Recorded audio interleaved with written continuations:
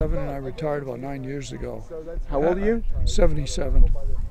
And I've been with J.D.L, God, I don't know how many years, on and off. When J.D.L got started in '67, I attended to 2 demonstrations and I came to California.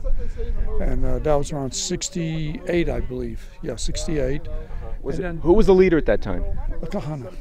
Rabbi Meir Kahane? Yeah, and Irv was he was a writer for the Jewish press, and eventually he got more and more involved, and he became the leader of the J.D.L. When Kahane went to Israel. He went to Israel, gave up his citizenship, and came on to the Knesset. What would you say Meir Kahane stood for? Well, justice, of course, and for the people. And Kahane, J.D.L wasn't really the first. There was another group just before him. Some politician who was also a Jew formed a group of athletes to fight the crime that was going on in the Jewish neighborhoods. After a few months, he figured, well, it's all over. We don't need them anymore, and he broke it up. But they said no, that we still have to fight the battle. In the meantime, Kahane, who was an editor of the Jewish press. Kahane or Irv? Kahane. Yeah, he was the editor of Jewish. Wasn't he a columnist? Irv was a columnist. Okay. Irv was a columnist. Kahane was the publisher, or the publisher or editor or whatever. Okay. Anyway, so he decided, no, we have to continue this. So he started it again with the athletes. They call themselves the Jewish Defense League. Now the problem was that everybody patrolled a certain area, and all they had was a phone number to a police department. They didn't have 911 at that time. And they'd see a crime, they weren't allowed to touch it. They had to run to the nearest phone and call. It didn't work.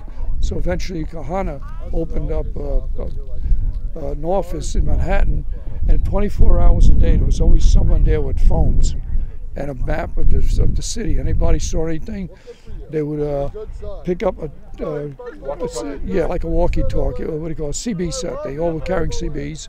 And they would call, and a person would automatically call the correct police station. And the police were not responding. They didn't like the idea of us patrolling. See, so we had to go on our own, and we saw that we were in dangerous situations. Then out came the baseball bats. That was our armament. It was the baseball bats. If the police couldn't solve the problem? We took care of it. That was it. But mainly it was people like wanting to go to synagogue, afraid to go. We would escort them, things like that. Because what trouble would there be on their way to shul? Attacked. To be attacked. By who? They're black and Puerto Rican gangs who were coming into Brooklyn, and they were attacking the Jews. Mostly they were singling on the Jews. They thought Jews had a lot of money on them. Now the big insult came when the police said, well, we're going to do something about it. And what they did, they made posters. And these posters appeared on subway stations and like that. And it showed a person like a Hasidic rabbi, and a sign said, don't attack these people, do not carry money. And that was and that's when the baseball bats came out at that point. But why would that be an insult if it said don't attack a chassid? We wanted them to do something physically to prevent crime, not put a poster that's all the up police there. did. And it was to us, we felt that was an insult. They show you a guy wearing a long robe and a beard, and I can't remember the name of the hat. Strummel, yeah, like that. To me, that was an insult. Nobody liked it. So then Kahane, bought the baseball bats. Now the first time we showed the public the baseball bats, the Jewish, I think it was the Black Panthers or some Jewish, I'm not black organization, excuse me. They said they wanted reparations. They went from church to church, breaking up the sermon and demanding reparations. And then they claimed they were going to go to this big synagogue that used to be a mansion, actually became a synagogue, and they were going to ask for reparations. Well, Rabbi Kahane said, okay, we'll be there also. And we were there with the baseball bats. The cops backed away, and the black guys backed off. We had no confrontation. And they asked Rabbi Kahane, Rabbi, would you have done that? Would you have broken a guy's legs like you said you were going to do? Yeah. If he came here, I'll break both his legs. Could you have counted on the police alone to deter crime against Jews? No, absolutely no. That's why J.D.L came into being. They wouldn't do it. Even when you called them, they might not show up. They did not like us taking it into our hands. But in the meantime, they weren't doing anything. And do you think they weren't doing anything because they weren't capable of doing anything, or might there have been some prejudice? Prejudice. They just didn't care. It made no difference. And they looked at us as though we were a terrorist or a criminal group. That's how they were looking at us, like that. There were a few instances with some J.D.L people that worked on their own and did some things and made us look bad. But in general, they didn't like the idea of us doing that. Say. You came to California, and did you work with Irv? No, not immediately. I was here for a while, then Irv came out here, and I heard that he was going to be over at a shooting range teaching people how to shoot. And so I decided I'm a target shooter, so I showed up. And then I heard about their demonstrations, and I started going demonstrations like that. I met the family on and off, but it wasn't until maybe about maybe 15 years ago that I really came close to the family. In fact, the boys were thinking of me as though I was their uncle. Yeah, they were thinking of me that way. Did you work with Irv here while he was I helped him getting materials for him. Once in a while I'd see something, I'd give it to him. There was a guy, he's a private detective, and he's very corrupt, very crooked and all that. He's stolen a lot of money from various organizations. Had you worked with the police department in New York? No. I worked only in the dark room for the special investigations, developing film pictures and for evidence for evidence in the courts. And then once in a while they'd have papers that they wanted Xerox. They didn't have Xerox, they wanted photostat, and I would get it and I would go down and have it Xerox in one of our labs. One day did that, everybody was stuck. They got stuck in there, they weren't allowed to leave until the police made their arrest. For example, the Mad Bomber. I had the papers, I Xeroxed them. Sorry, I keep saying Xerox. I photostated them. Right. And one of them had to do with kidnapping, and that one is on display. The one I did, it was a kidnapper. That's at the FBI building. And that's one of their exhibits of how they broke down how they found this kidnapper. And the paper that's up there was done by me, by certification on there.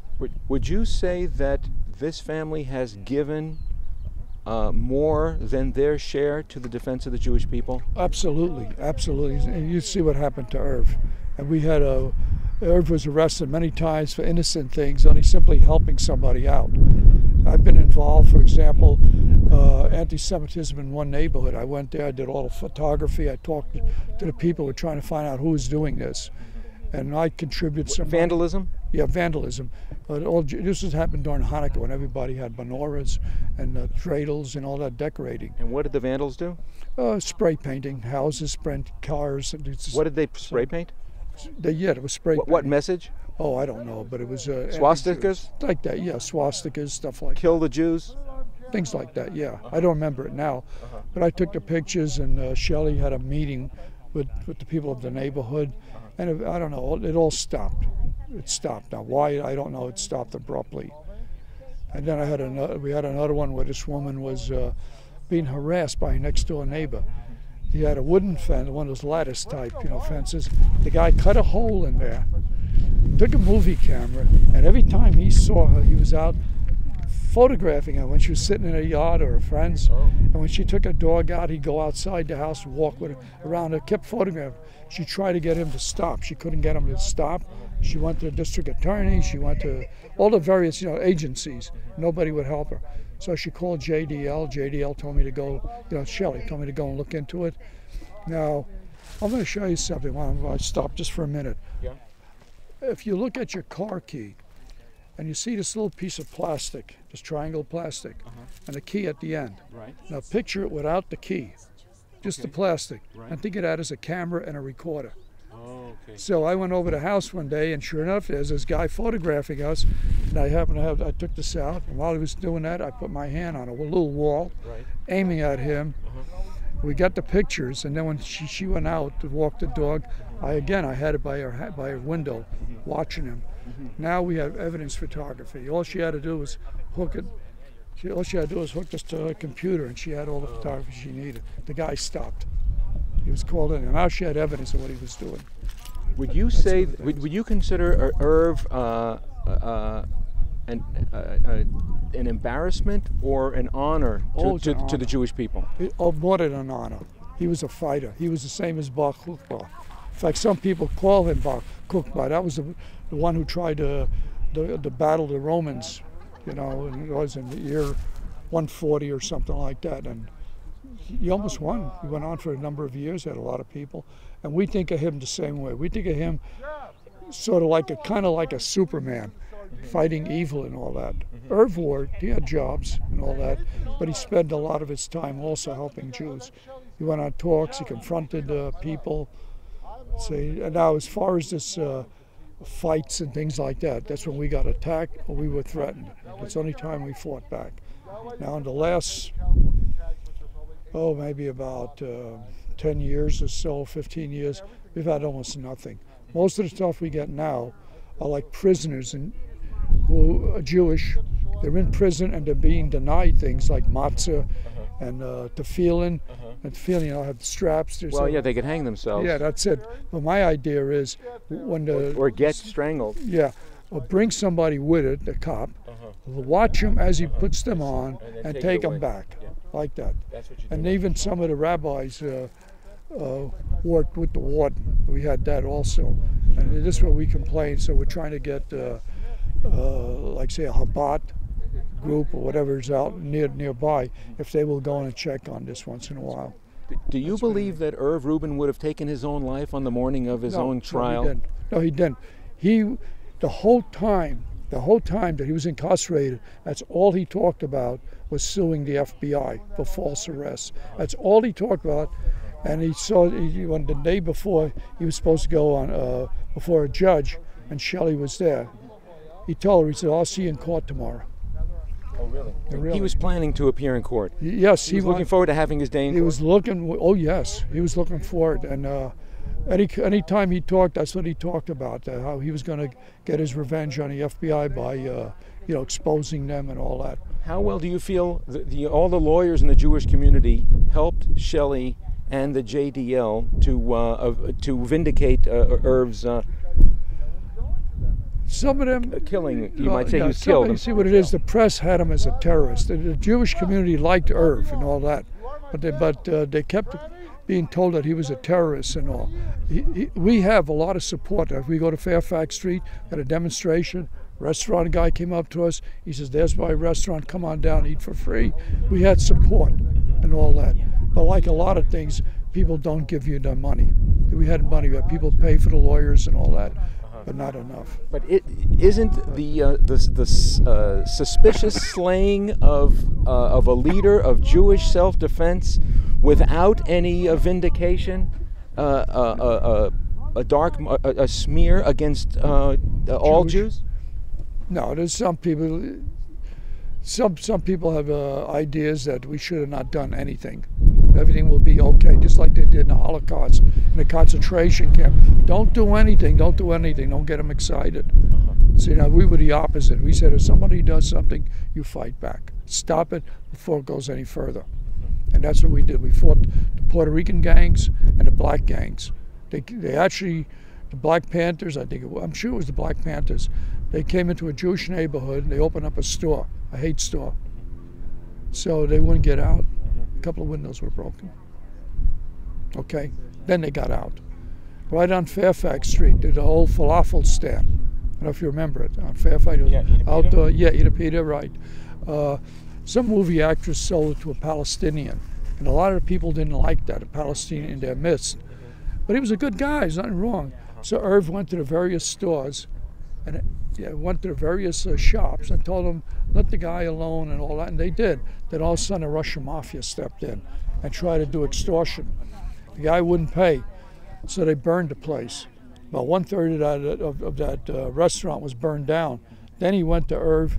Irv got a hold of the mafia, had a talk with them, everything was in peace. And the guy was able to rebuild, and like right now they're gone. They sold the place, it's gone. Do you believe Irv was framed to be sent to jail? Oh yes, yes. I'll give you an idea. The evidence against him was recordings. Okay, now, the reason you never heard the tapes was because the guy that was wired, see, he was at a meeting with Irv, and some of the guys were drinking beer, and he said to Irv, he says, "Why don't we make a bomb and bomb the King Fahd Mosque?" And Irv told him, he says, "We do not make bombs and we do not attack holy places." That's on the tape, and that's why they never played the tape. And you think that's why they might have had to, because the government's case was too weak? There were too many. The government was getting too many. It was going after too many Arabs. See, so they had to throw a Jew or two in there, and they didn't like Irv. What effect did Irv's death, you might say murder, have on Ari? Very strong. Oh, of course, very strong. It really hit him. On all of us. It hurt all of us. See. All connected with the J.D.L.? Yeah. And the family? Oh yeah, of course. I mean, somebody in your family is murdered, and you have a high respect for that member. You know, it's gonna be like that. How did Ari die? Apparently, his mom gave him some money for an investment, and the investment went bad, and he lost the whole thing. And it was a large sum of money, and he just couldn't bear it. He couldn't take it, and he called a rabbi. Unfortunately, it was before the Sabbath, and the rabbi he was out shopping. He called him a second time, same thing, and apparently emotionally he just couldn't handle it. His mom told me that she couldn't console him. And had he told her? He was apologizing for losing the money. Did that, see, but nobody thought he would do anything like this. Yeah, it was it just tore him apart. He shot himself in the head? I understand that's what it was. Yeah. Do you think he was slightly... He wasn't off or anything like that. It was an emotional thing. I know myself, I've had times when something went bad, and I really felt real pain and all that. I had those things. But in this case, went just one step further. Had he not had access to guns, do you think he'd still be alive today? No. Access to guns, I have guns. I teach shooting. In fact, I had a couple of classes where I taught people how to shoot. They wanted to buy a gun, and we said, don't buy it unless you've had instructions. And we had some very good, successful classes. And no, I don't think that. If that was the kind of emotion he had, anything would have done. But you think his emotional stability was affected by his father's untimely? No, I don't think so. I don't think so. They were two separate things? Yeah, I think he was very I don't know how to say, like he was strong, but sensitive. I'm going to use the word sensitive. You know, some people, if you say something to them, they really take offense. Some people don't. In his case, the thought of that loss. Thank you very much. Yeah, sure. Anyway, I appreciate it. Yeah. Whatever. Shelley, you're here.